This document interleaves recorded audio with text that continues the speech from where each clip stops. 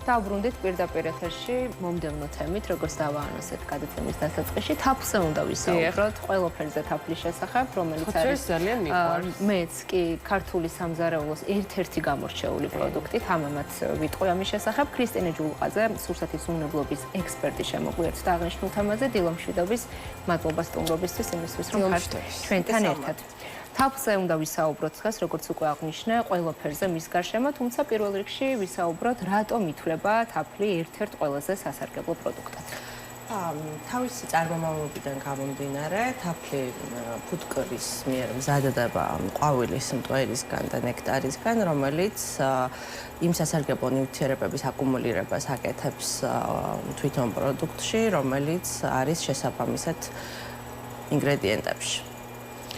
ეს არის ანტიოქსიდანტები, მინერალები, ვიტამინები და სხვადასხვა სასარგებლო ნუტრიენტები.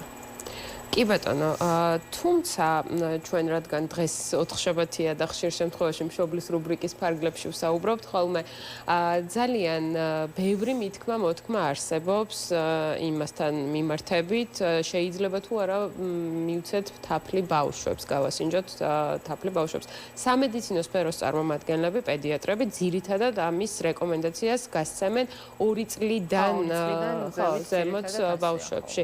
რატომ არის ეს ასე? კიდევ ერთხელ ძირფესვიანად რომ განმარტოთ მაყურებლისთვის. ზოგადად 2 წლამდე ბავშვი ჩვილ ბავშვად აღიქმება, შესაბამისად განსაზღვრული პროდუქტები მისთვის რეკომენდირებული არ არის. ისევ ანტიოქსიდანტების მაღალი შემცველობის გამო და ბოტულიზმის რისკია ძალიან მაღალი, რაც ანაფილაქსური შოკი და ადამიანის ორგანიზმის გათიშვას იწვევს. შესაბამისად, ჩვილი ბავშვები ძალიან მოწყვლადი არიან ამ ბაქტერიული დაავადებების მიმართ და ამიტომ არ არის რეკომენდირებული. FDA-ის ამერიკის სურსათისა და წამლის ასოციაციის კვლევებით 3 წლამდეც არ არის რეკომენდირებული ბავშვებისთვის შესაბამისი პროდუქტის მიცემა, რადგან კვლევები ამერიკაში ადასტურებს, რომ უსაფრთხო მხოლოდ 3 წლიდან არის. 3 წლიდან არის. მე რა თქმა უნდა ვემხრობი პედიატრების რეკომენდაციას და 2 წლის შემდგომ, კარგი იქნება საერთოდ 3 წელზე თუ გადავიყვანთ ამ პროდუქტებს და 3 წლის შემდგომ მივცემთ ზოგადად ბავშვს აღნიშნულ პროდუქტს. კი ბატონო, ხშირად ამბობენ, რომ თაფლი იმუნიტეტს აძლიერებს, ხო, ამაზე ვთანხმდებით ყველა. რას აკეთებს რეალურად ორგანიზმში თაფლი?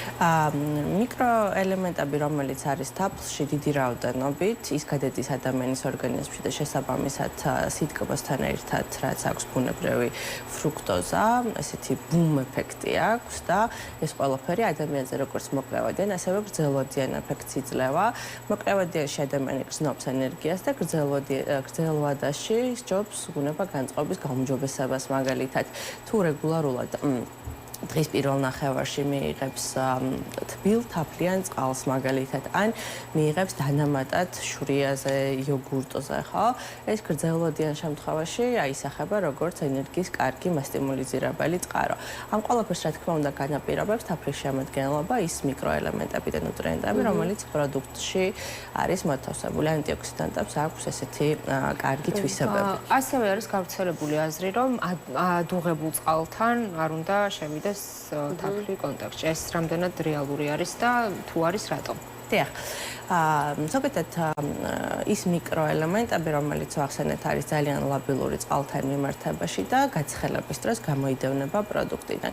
შესაბამისად, თუ წყალში გავხსნით თაფლს, ეს უნდა იყოს საშუალო ტემპერატურის წყალი, აი მაგალითად ჩაიში და ყავაში თაფლის გახსნა არ არის რეკომენდირებული, რადგან ითვლება, რომ ნაწილი მის მიკროელემენტების იკარგება და ამასთანავე არ არის სასურველი ზოგადად მეტალის კოვზის გამოყენება თაფლთან მიმართებაში და სასურველია რომ ხის კოვზი იქნას გამოყენებული და დატოვებაც თვითონ ხის კოვზის პროდუქტში არ არის მიზანი. დამატკბობლად გამოვიყენებთ ამ შემთხვევაში ალბათ შესაძლებელია რომ ცხელ წყალშიც გავხსნათ, მაგრამ თუ გვინდა რომ მისი თვისებები ხო შევინარჩუნოთ ამ შემთხვევაში უმჯობესია რომ ენერგეტიკული ღირებულების გარდა პროდუქტს ვიღებთ მაკრო და მიკრონუტრიენტების გამო და ხა თაფლი ის თქვათ შაქრის კატეგორიაში თუ გავიყვეთ მაგალითად თაფლს ამ შემთხვევაში შეგვიძლია როგორც აღნიშნეთ მხოლოდ დამატკობლად გამოვიყენოთ, მაგრამ ისე თუ დანიშნულების ამბავი გამოვიყენებთ მას, მნიშვნელოვანია რომ არ მოხდეს ცხელი სითხის და თაფლის შერევა. ქრისტინე, საინტერესოა როგორ განვასხვაოთ ნატურალური თაფლი ხელოვნურისგან და ზოგადად რას მოიაზრებს თაფლი, ხელოვნური თაფლი თავის თავში. ხელოვნური თაფლი ეს არის ძირითადად ფუტკრის კვებიდან გამომდინარე, როდესაც მე ფუტკრეს ყავს თაფლი და სეზონურად ამ თაფლს მთაში ატარებს, ან რას აძლევს ამ თაფლს ამ ფუტკრს საკვებად, ხო? ფუტკრის საკვებად თუ გამოიყენება ეგრეთ წოდებული გლუკოზა, წყალში გახსნილი შაქარი, ამ შემთხვევაში ნაკლები ნუტრიციული ღირსებით ხასიათდება თაფლი, თუ გამოიყენება ბუნებრივი ელემენტები, ყვავილის მტვერი, ნექტარი, ამ შემთხვევაში ან იგივე სეზონური აკაციის აბლის ნექტარი, ამ შემთხვევაში თაფლს აქვს ბუნებრივად ფორმირებული ის მიკრო და მაკრონუტრიენტები, ხო? ეხლა არის მითი იმის შესახებ, რომ თუ თაფლი დაკრისტალიზირებულია, ამ შემთხვევაში თაფლი აუცილებლად არ არის ნატურალური და სანდო. ესე არ არის. ნებისმიერი ბუნებრივი პროდუქტი განსაზღვრულ ტემპერატურაზე შესაძლებელია მოხდეს ჩვეულებრივად დაკრისტალდეს და ეს არ არის ასე ვთქვათ აღნიშნული იმისა, რომ თაფლი აუცილებლად გაფუჭებული ან არ არის სანდო. ჩაშაქრებულ თაფლზე ეგრეთ წოდებული კრისტალიზებული, ეს არის ბუნებრივი პროცესი. ამ შემთხვევაშიც მნიშვნელოვანია სათანადო ტემპერატურაზე შენახვა, 10-დან 20 გრადუსამდე არის ოპტიმალური შენახვა, არ არის სასურველი მაცივარში შევინახოთ კონკრეტული პროდუქტი და ეს ფაქტორები უწყობს ხელს პროდუქტის ასე ვთქვათ ადეკვატურად მიღებას. ხო, ერთი არის შერჩევა სწორად თაფლის და მეორე არის კიდევ შენახვის პირობები, რასაც თითქოს დიდი მნიშვნელობა არ ენიჭება თაფლის შემთხვევაში და აი გარდა ამ გრადუსებისა, რა პერიოდის განმავლობაში შეგვიძლია რომ შევინახოთ, ამაზე თუ შეგვიძლია. ჩამოსხმიდან 1 წელი არის მინიმალური ვადა, რაც შეიძლება რომ შეინახოს. წარმოებლის მითითების მიხედვით არის რეკომენდირებული შენახვა 1-2 წელი სავსებით მისაღებია პროდუქტის განთავსება. მაგრამ ნუ მაცივარში არ უნდა განვათავსოთ ოთახის ტემპერატურაზე, ქილა აუცილებლად უნდა იყოს დახუფულ მდგომარეობაში, თაფლი ზოგადად ტენიანი პროდუქტია და მარტივად იღებს ტენს და შემდგომ იცვლის კონსისტენციას, ამიტომ ნაკლებ ტენიან გარემოში სასურველია რომ ათავსდეს. თუ არის რაიმე ნიშნები, რითიც შეგვიძლია რომ ამოვიცნოთ თაფლი, რომ არსებობს მაგალითად წყლის ტესტი, კი, არსებობს წყლის ტესტი, ნუ არსებობს რაღაც ტესტები, მაგრამ მე პურის ტესტიც ვიცი. არ გავუწევდი რეკომენდაციას. პურის ტესტი. პურს თუ ჩააგდებ თაფლში და გაქვავდება, მე მგონი სწორად ვიცი, ხო? თუ გაქვავდება, ესე იგი ჯანსაღი და ნატურალურია თაფლი და თუ არა, არ ვეთანხმები. შეგვიძლია რომ ვთქვათ რამე სხვა მეთოდი სახლის პირობებში როგორ შეგვიძლია რომ არის ფურცელზე დაწვეთების მეთოდი, მაგალითად, რომ დაეწვეთება ფურცელი, რამდენად გადადენა მოხდება ამ ფურცლიდან, ეს არის ტენიანობაზე დამოკიდებული, რამდენად ტენიანია თაფლი და პირობითად ჯანსაღი თაფლი შესაძლებელია საშუალო ტენიანობის შემცველობის იყოს და მაინც არასწორი შედეგი მიიღოს მომხმარებელმა. ამიტომ ერთადერთი რასაც მომხმარებელმა უნდა დაუჯეროს, ეს არის ლაბორატორიული კვლევა, აკრედიტირებული ლაბორატორიული კვლევა და მხოლოდ მისი ანალიზის მიღების შემდგომ მიიღოს გადაწყვეტილება, არის თუ არა ეს თაფლი უვნებელი. ესეთი ოჯახური მეთოდი ან წყალში გახსნა, კოვზიდან როგორ გადმოდის, ტექსტურა ერთადერთი რაც არის მნიშვნელოვანი. არც ძალიან თხელი ტექსტურა არ უნდა ჰქონდეს, არც ძალიან სქელი ტექსტურა არ უნდა ჰქონდეს, საშუალო ტექსტურა, რომელიც კოვზიდან ძაფისებრად გადმოედინება, ეს არის თაფლისთვის დამახასიათებელი კონსისტენცია. კი ბატონო, მე პირადად ყველაზე მეტად მაისის თაფლი მიყვარს. წაბლის თაფლსაც თავისი ხიბლი აქვს და თითოეულ ამ მათგანს ახასიათებს სპეციფიური ფერი. ფერი თუ განსაზღვრავს თაფლის ნატურალურობას. ზოგადად ფერს როდესაც შევხედავთ, ძალიან მუქ კარამელის ფერში არ უნდა წავიდეს, ანუ სტანდარტული ბუნებრივი პროდუქტისთვის მისაღებია ფერი. ქარვის ფერიდან, ოქროს ფერიდან მუქ ფერამდე დასაშვებია თაფლის, ასე ვთქვათ, შეფერილობა, მაგრამ აი ესე რომ განუსაზღვროთ ფერიდან გამომდინარე ნამდვილად ბუნებრივია თუ არაბუნებრივია, ეს არ იქნება, რადგან მაინც ადგილმდებარეობაზეა დამოკიდებული, რა ზონაში არის კონკრეტული პროდუქტი წარმოებული. აი ყიდვის დროს მომხმარებლისთვის თუ გექნებათ რჩევა, რას უნდა მიაქციოს ყურადღება? მნიშვნელოვანია რომ პროდუქტს ჰქონდეს ეტიკეტი. ეტიკეტთან ერთად უნდა იყოს აღიარების ნომერი პროდუქტზე, რომ ამ ორგანიზაციას, ამ წარმოებელს აქვს შესაბამისი უფლება პროდუქტის ბაზარზე განთავსების. ზოგადად მეფუტკრეებს უწევთ ძალიან ხშირად ქიმიური საშუალებებით ფუტკრის დამუშავება, რადგან დაავადებისადმი საკმაოდ არ არის მედეგი ფუტკარი. შესაბამისად ეს ნივთიერებები ფუტკარში გროვდება და შემდგომ თაფლში გადადის, ხო? ამიტომ ეს აღიარების კოდი არის მინიმალური გარანტი იმისა, რომ ეს პროდუქტი შემოწმებულია და ლაბორატორიულად გაკონტროლებულია ქიმიურ საფრთხებზე. ზე იყიდება ხოლმე, როდესაც მგზავრობთ და მაინც ჯობია რომ თავი შევიკავოთ, ხო? რა თქმა უნდა, არაორგანიზებული მწარმოებლისგან მნიშვნელოვანია რომ პროდუქტი არ შევიძინოთ და ისევე როგორც სხვა ნებისმიერი პროდუქტის შემთხვევაში. დღევანდელ ბაზარზე რამდენად უსაფრთხო თაფლი არის წარმოდგენილი? დღევანდელ ბაზარზე არსებული მწარმოებლები, საშუალო მწარმოებლები ხშირ შემთხვევაში აგროვებენ ხოლმე მცირე მწარმოებლისგან თაფლს, თვითონ აკეთებენ ჰომოგენიზაციის შემდგომ ლაბორატორიულ ანალიზებს. ის სპექტრი, რაც საქართველოში არ არის ხელმისაწვდომი, ძირითადად ევროპაში კეთდება. ანუ საკმაოდ კარგად არის განვითარებული სექტორი და კეთდება შესაბამისი ლაბორატორიული ანალიზები და დახლზე წარმოდგენილია მაღალი ხარისხის პროდუქტი. და რა ტიპის დარღვევებს შევხვედრი ვართ საქართველოში აი თაფლის წარმოების კუთხით?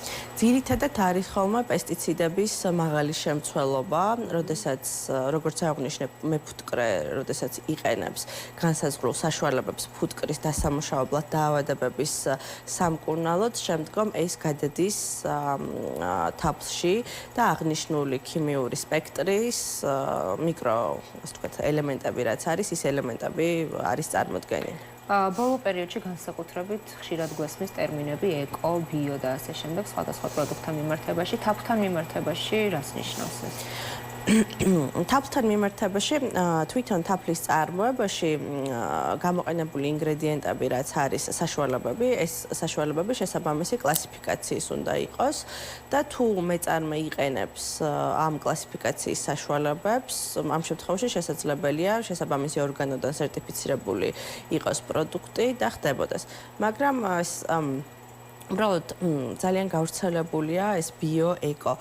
რეალურად პროდუქტი ბიო რომ იყოს, შესაბამისი ბიო სერტიფიცირება უნდა ხდებოდეს ამ პროდუქტის და იმ შემთხვევაში ვენდობით ბიო პროდუქტს, როდესაც აქვს შესაბამისი აღიარებული ორგანიზაციის მიერ შემოწმების დამადასტურებელი სერტიფიკატი, ხო? სერტიფიკატის მიღების შემდგომ შეუძლია ნებისმიერ მწარმოებელმა გამოაცხადოს, რომ აქვს ბიო პროდუქტი, მაგრამ ხშირ შემთხვევაში ხდება ხოლმე მოტყუებით, რომ აი ჩემი პროდუქტი ბიოა და სინამდვილეში არ არის ბიო პროდუქტი, ხო? თუ არ არის პროდუქტი სერტიფიცირებული, ამ შემთხვევაში არ არის პროდუქტი ბიო. ყველა პროდუქტის შემოწმება ასე ვერ მოხდება შესაბამისად.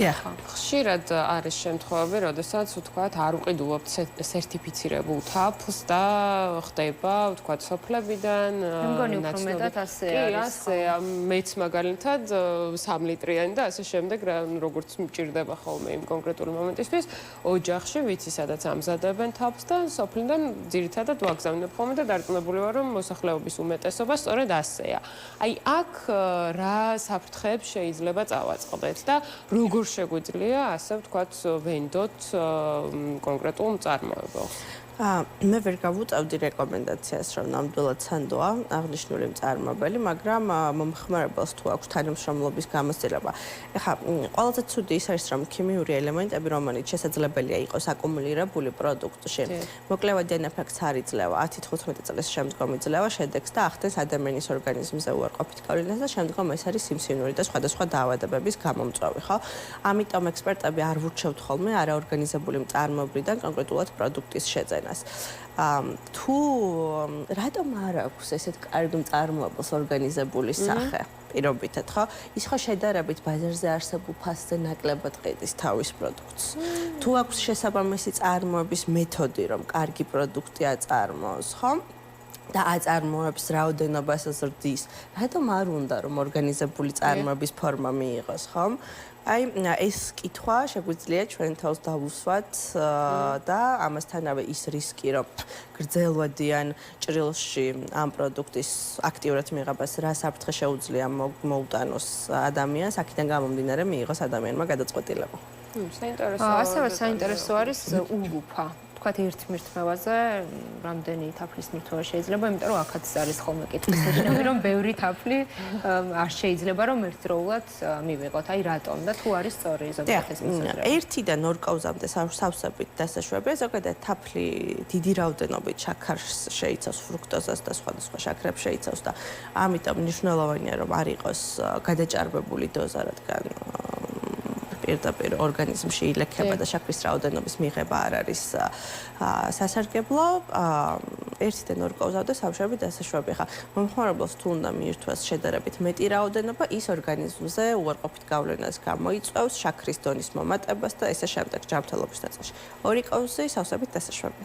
ეს დღიური ნორმაზეა საუბარი. დღიური სუფრის კაუზის ნორმა. გაციების დროს კიდევ უფრო ორმაგად ვიღებთ ხოლმე თავს. განსაკუთრებით თუ არის რომელიმე სახეობა თაფლის, რომელიც თქვათ გაციების დროს უმჯობესია რომ მივიღოთ. ხო, ამ ნაწილზე მე ვერ მოგცემთ რეკომენდაციას, ეს უფრო მედიკების, ხო, პერსონალის. კი ბატონო, მაშინ თქვენი შეფასებით რამდენად ინფორმირებულია საზოგადოება იმ საკითხებზე, რაზეც ახლა ვისაუბრეთ და რა უნდა გაკეთდეს იმისთვის, რომ თქვათ მეტად ვიზრუნოთ იმაზე, რომ ინფორმაცია არა მხოლოდ თაფლის, არამედ ზოგადად უვნებელი სურსათის შესახებ გქონდეს.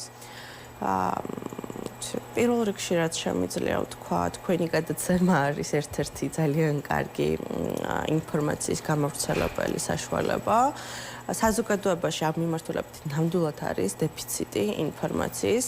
ძირითად შემთხვევაში მომხმარებელმა არ იცის რა პროდუქტი უნდა შეიძინოს, როგორ უნდა არჩიოს ძირითადად პროდუქტი და ენდობა დახლზე ან ქუჩაში ეგრეთ წოდებულ გზებზე გამოტანილ პროდუქტს მოყვანის ადგილებში. ძალიან ცუდია ეს ფაქტი, რადგან ამის ესე საერთო შეფასება თუ გრძელვადიან ჭრილში რა ეფექტი შეიძლება ჰქონდეს მსგავსი პროდუქტის მიღებას დადებითი ან უარყოფითი არ არსებობს და მე ვისურვებდი ბევრი თქვენი მსგავსი გადაცემა იყოს, რომ მომხმარებელს ესეთი სანდო და საჭირო ინფორმაციით, რასაც თქვენ ამოწმებთ, სულ ჰქონდეს წვდომა და მიიღოს, რომ შემდგომ სათანადოდ გამოიყენოს. ამიტომაც გვიხარია ხოლმე თქვენი სტუმრობა, ყოველთვის ვფიქრობ, ყოველთვის ნაყოფიერი საუბარი არის ხოლმე და ბევრის მომცემი, როგორც ჩვენთვის, ისევე ჩვენი მაყურებლისთვის და გასაც ერთ-ერთ ყველაზე საყვარელ პროდუქტზე ვისაუბრეთ, ეს არის თაფლი, რომელიც, ქართული სამზარეულოს ერთ-ერთი წამყვანი შემადგენელი ნაწილიც არის. სამზარეულო რომ ახსენე, ახლა უფრო თაფლთან გოზინაყი გამახსენდა და ხო, მეც სხვათა შორის საუბრის დროს ვიტრიალებდა თავში და თაფლი და ყველიც ერთად ძალიან კარგი ქართული ტანდემი არის. არ მიყვარს. უღრმესი მადლობა უნდა გითხრათ სტუმრობისთვის და საინტერესო საუბრისთვის. შევახსენოთ მაყურებელს, ქრისტინე ჯულაყიძე, სურსათის უნებლობის ექსპერტი იყო დღეს ჩვენი სტუმარი და ვისაუბრეთ თაფლზე საკმაოდ ვრცლად და საინტერესოდ.